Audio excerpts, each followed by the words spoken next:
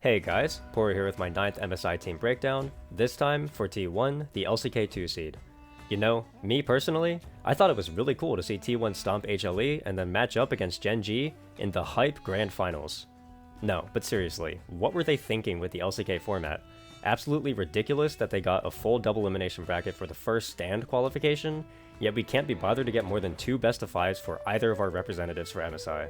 Stupid playoffs format aside, let's talk about T1 as a team. Apart from this spring playoffs run, the season has not been pretty for this roster. First, T1 fumbled with Zeus. They wanted to keep the 5-man roster and run it back, but due to classic corporate greed, they tried to get Zeus to sign on a salary decrease, which incentivized Zeus to look for other options, where he finally got a reasonable deal from HLE. This led to T1 needing to scramble to fill the roster spot, so they ended up trading top laners and grabbing Doran, a perceived downgrade. Obviously, T1 ended up getting the last laugh, with Doran gapping Zeus in playoffs, as he's known to do, but it was still a messy, unplanned for situation. That's not the only messy, unplanned for situation this team got themselves into though, as Gumayusi split a portion of time in the starting ADC spot with their challenger's talent Smash. With the roster having an underwhelming winter with the new lineup, and a shaky regular season with the roster inconsistencies, expectations weren't high. Not only did the LCK broadcast think HLE would beat T1, but they even thought KT would beat T1 in a 6-4 vote. However, we all know T1 randomly gets the bullshit playoffs buff, so here they are after completely dismantling HLE 3-0 in the qualification match. Doran is not exactly a fan favorite. While he's been on many successful rosters in his career, many people claim that his teams are winning in spite of him, not because of him. And I don't entirely disagree with the sentiment. In every split since 2022 spring, I think there's an argument to be made that he was the worst player on the roster.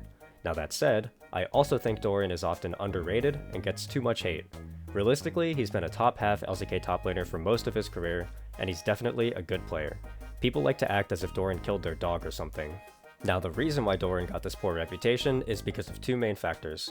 First, he's known to have some extremely egregious ints. Sometimes he'll simply run it down. Specifically, whenever he's given resources to carry a game, he tends to find a way to lose all of his resources with one bad play. The second factor for his poor reputation is that unless the top laner is named Zeus, Doran historically tends to look really bad against top laners who are strictly better than him. Anytime he goes up against an informed Keen, Bin, or similar level players, he tends to look completely outclassed. All that said though, there's something all of you need to know about Doran if you haven't watched LCK this split, and that's that Doran unironically had the best playoffs performance of any top laner globally this spring. I don't know exactly what happened, but he looked absolutely insane against both KT and HLE, completely destroying Perfect and Zeus. Now granted, destroying Perfect isn't exactly hard, but Doran was T1's best player in playoffs, and I think he should be highly respected heading into MSI. If Doran can keep that playoffs form, T1 will be a scary team to beat. Their main perceived weakness in the roster, the top laner that everyone thought was a downgrade, might just end up being the best top laner of the tournament. Specifically, Doran has been doing especially well in the area he usually struggles in, that being carry tops. He had very strong games on Camille, Gwen, and Mbessa, the types of champions that Doran would not have been associated with in the past few years. He still sucks at ranged top laners though, hasn't figured that one out yet. Much like the rest of T1, Owner has been having an on and off split. Near the end of regular season, he was struggling pretty badly in my opinion. Something must have clicked for everyone in playoffs though, as Owner looked just as good as he's ever had in those two series. He's still great at Nocturne, and one of the only junglers who's willing to prioritize it as a top tier champion. He had super clean pop-off performances on Lee Sin and Wukong as well, both of which are playable in the meta. I don't have much else to say about Owner. He's always been an AD fighter kind of guy, and it's an AD fighter kind of meta. He's not one of the players who have been the focal point of the team this year, for better or worse. If you've watched any international tournaments in the past 3 years, you'll know about what to expect. Similar to Owner, Faker has been enjoying a meta that suits his style perfectly. The Azir Talia handshake is incredibly common, and playmaking mid laners are at the top of the meta to pair with those strong AD fighter junglers. I think Annie is a great Faker champion for example, as it pairs super well with the entirety of Owner's champion pool. Faker also got to show the old man Still's mechanics with a decent Akali game against KT. Courtesy of Chovy, Twisted Fate has also returned to the LCK meta it seems, which is great news for Faker, and Ryze being back in the meta doesn't hurt too, for obvious reasons. Now if we can just get him to stop picking Victor, everything will be right in the world. For those of you who have been living under a rock, or just don't know much about LoL esports in general, Faker is the greatest player of all time. From 2013 to 2017, he was simply the most mechanically talented mid laner in the game, and a step above everyone else. From 2022 to 2025, he's reinvented himself as more of a playmaker, who will step up to execute the game-winning play in a teamfight. It's truly impressive to watch the GOAT figure out a way to still be effective at an elite level, even after his prime mechanics have left him. Now I get to talk about Guma, who's definitely the hottest topic on this team right now. I'm going to tell it exactly as it is, and I expect all of you to be civil in the comments. Surely nobody will be firing death threats at anyone over this, right? T1 fans are notoriously reasonable and wholesome. Everyone take a deep breath. It's going to be okay. Here we go. Gumayusi, the ADC for T1 for the past 4 years, who has helped T1 win 2 world championships and another world's runner-up as the most consistent player on the team, was benched for periods of time in both winter and spring split for performance-related issues. He was not playing well and was struggling with the meta originally, so T1 subbed in their young mechanical prodigy Smash to see if it could fix the team's issues. In winter, the team did look significantly better with Smash, so the coaching staff of T1 wanted to start Smash in spring. However, due to the toxicity of the T1 fans sending hate to Smash and applying external pressure, T1 CEO Joe Marsh stepped in and unbenched Gumayusi personally to appease the fanbase. Gumayusi's biggest weakness this year, and the reason why he was originally benched, was because he was incapable of laning against the other bot duos. He was often dying 2v2 in scenarios where it should be unacceptable. Okay, am I still alive? Nobody assassinated me in the last minute as I was reading that out? Okay, cool. Now I get to give the good news. Gumayusi looked great in playoffs.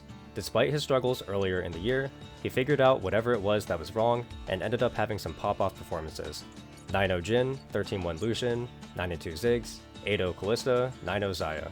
Those were some of his KDs during playoffs, and his return to form along with Doran's big improvement were the biggest factors in T1's success. Heading into MSI, if Guma can keep that playoffs form, he's probably the best ADC at the tournament. Ruler and Elk have been struggling as well, so there's a chance Guma can take over. Keria has somewhat become the unsung hero of this team. As expected, any meta where range supports are strong is a meta where Keria can find a way to be comfortable. He's great at the supports like Nico, Renata, Bard, Elise, and even plays marksman supports like Ashe. In playoffs, he was playing insane. A lot of people were pointing out Doran's fantastic Ambessa performance in Game 2 against HLE, but Keria was silently hard carrying that game with his Poppy, turning the game in his team's favor on multiple occasions.